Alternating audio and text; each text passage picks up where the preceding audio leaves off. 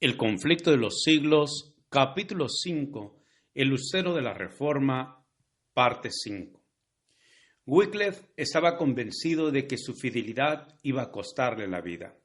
El rey, el papa y los obispos estaban unidos para lograr su ruina, y parecía seguro que en pocos meses, a más tardar, le llevarían a la hoguera. Pero su valor no disminuyó. ¿Por qué habláis de buscar lejos la corona del martirio? Decía él.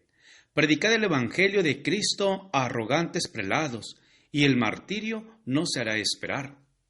¿Qué? ¿Viviría yo para quedarme callado? Nunca. Que venga el golpe.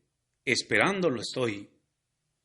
No obstante, la providencia de Dios velaba aún por su siervo, y el hombre que durante toda su vida había defendido con arrojo la causa de la verdad, exponiéndose diariamente al peligro, no había de caer víctima del odio de sus enemigos.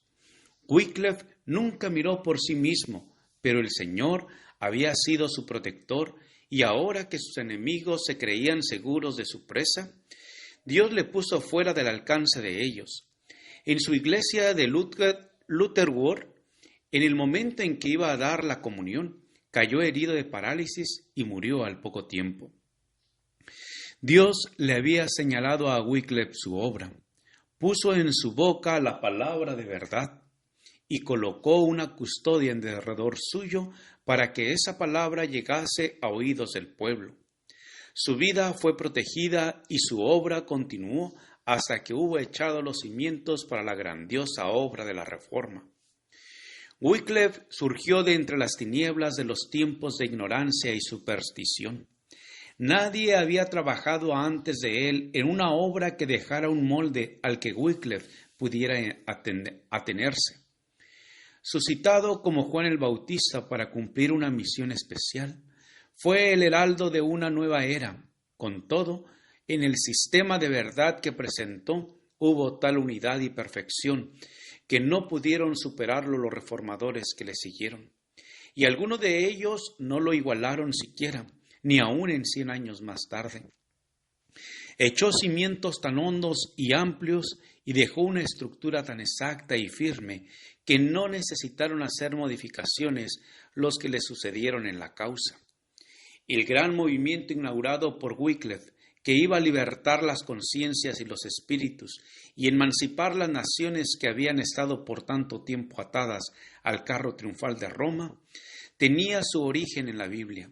Era ella el manantial de donde brotó el raudal de bendición que, como el agua de la vida que ha venido fluyendo a través de las generaciones desde el siglo XIV, con fe absoluta, Wycliffe aceptaba las Santas Escrituras como la revelación inspirada de la voluntad de Dios, como regla suficiente de fe y de conducta.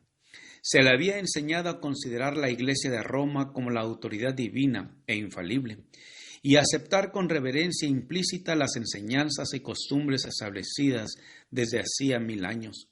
Pero de todo esto se apartó para dar oídos a la santa palabra de Dios. Esta era la autoridad que él exigía que el pueblo reconociese. En vez de la Iglesia que hablaba por medio del Papa, declaraba él que la única autoridad verdadera era la voz de Dios escrita en su palabra, y enseñó que la Biblia es no solo una revelación perfecta de la voluntad de Dios, sino que el Espíritu Santo es su único intérprete y que por el estudio de sus enseñanzas cada una debe conocerse por sí mismo sus deberes. Así logró que se fijaran los hombres en la palabra de Dios y dejaran a un lado al Papa y a la Iglesia de Roma. Wycliffe fue uno de los mayores reformadores. Por la amplitud de su inteligencia, la claridad de su pensamiento, su forma para sostener la verdad y su intrepidez para defenderla, fueron pocos los que la igualaron entre los que se levantaron tras él. Caracterizaban al primero de los reformadores su pureza de vida, su actividad incansable en el estudio y el trabajo, su integridad intachable, su fidelidad en el ministerio y sus nobles sentimientos, que eran los mismos que se notaron en Cristo Jesús, y esto no obstante la oscuridad intelectual y la corrupción moral de la época en que vivió. El carácter de Wycliffe es una prueba del poder educador y transformador de las Santas Escrituras. A la Biblia debió él todo lo que fue. El esfuerzo hecho para comprender las grandes verdades de la revelación imparte vigor a todas las facultades y las fortalece. Ensancha el entendimiento, aguza las percepciones y madura el juicio. El estudio de la Biblia ennoblecerá como ningún otro estudio el pensamiento, los sentimientos y las aspiraciones. Da constancia en los propósitos, paciencia, valor y perseverancia. Refina el carácter y santifica el alma. Un estudio serio y reverente de las Santas Escrituras, al poner la mente de quienes se dedicaron a él en contacto directo con la mente del Todopoderoso, daría al mundo hombres de intelecto mayor y más activo, como también de principios más nobles que los que puedan resultar de la más hábil enseñanza de la filosofía humana. La entrada de tus palabras, dice el salmista, alumbra a los simples, les da inteligencia. Salmos 119, 130. Las doctrinas que enseñó Wycliffe siguieron cundiendo por algún tiempo. Sus partidarios, conocidos por wyclifistas y lollardos, no solo recorrían Inglaterra, sino que se esparcieron por otras partes, llevando a otros países el conocimiento del Evangelio. Cuando su jefe falleció, los predicadores trabajaron con más celo aún que antes, y las multitudes acudían a escuchar sus enseñanzas. Algunos miembros de la nobleza y la misma esposa del rey contábanse en el número de los convertidos. Y en muchos lugares se notaba en las costumbres del pueblo un cambio notable, y se sacaron de las iglesias los símbolos idólatras del romanismo. Pero pronto la tempestad de la despiadada persecución se desató sobre aquellos que se atrevían a aceptar la Biblia como guía. Los monarcas ingleses, ansiosos de confirmar su poder con el apoyo de Roma, no vacilaron en sacrificar a los reformadores. Por primera vez en la historia de Inglaterra fue decretado el uso de la hoguera para castigar a los propagadores del Evangelio. Los martirios seguían a los martirios. Los que abogaban por la verdad eran desterrados o atormentados y sólo podían clamar al oído del Dios del Sabaoth. Se los perseguía como enemigos de la iglesia y traidores del reino, pero ellos seguían predicando en lugares secretos, buscando refugio lo mejor que podían en las humildes casas de los pobres y escondiéndose muchas veces en cuevas y antros de la tierra. A pesar de la ira de los perseguidores, continuó serena, firme y paciente por muchos siglos la protesta que los siervos de Dios sostuvieron contra la perversión predominante de las enseñanzas religiosas. Los cristianos de aquellos tiempos primitivos no tenían más que un conocimiento parcial de la verdad, pero habían aprendido a amar la palabra de Dios y a obedecerla. Y por ella sufrían con paciencia. Como los discípulos en los tiempos apostólicos, muchos sacrificaban sus propiedades terrenales por la causa de Cristo. A aquellos a quienes se permitía habitar en sus hogares, daban asilo con gusto a sus hermanos perseguidos, y cuando a ellos también se les expulsaba de sus casas, aceptaban alegremente la suerte de los desterrados.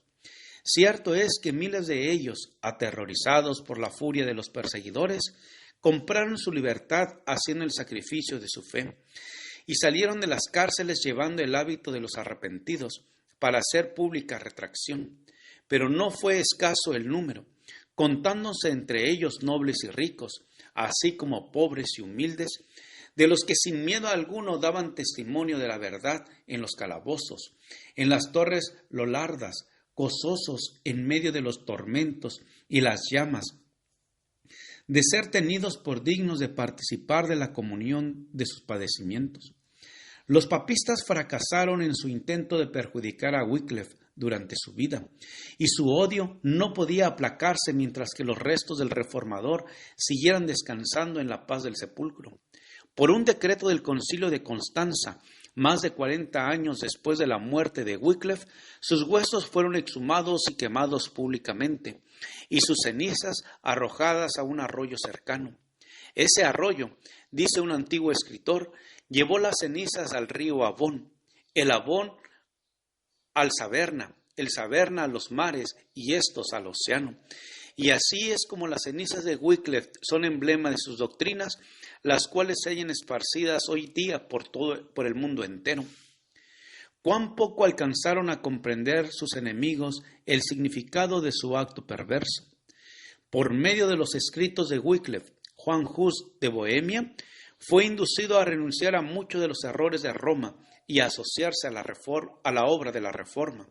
Y de este modo, en aquellos dos países tan distantes uno del otro, fue sembrada la semilla de la verdad. De Bohemia se extendió la obra hasta otros países. La mente de los hombres fue encauzada hacia la palabra de Dios que por tan largo tiempo había sido relegada al olvido. La mano divina estaba así preparando el camino a la gran reforma.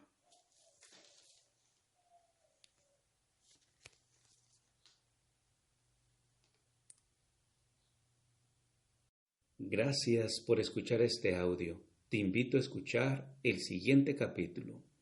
Con aprecio, tu amigo, el pastor Juan Manuel Flores Espinosa. Jehová te bendiga y te guarde. Jehová haga resplandecer su rostro sobre ti y te dé paz.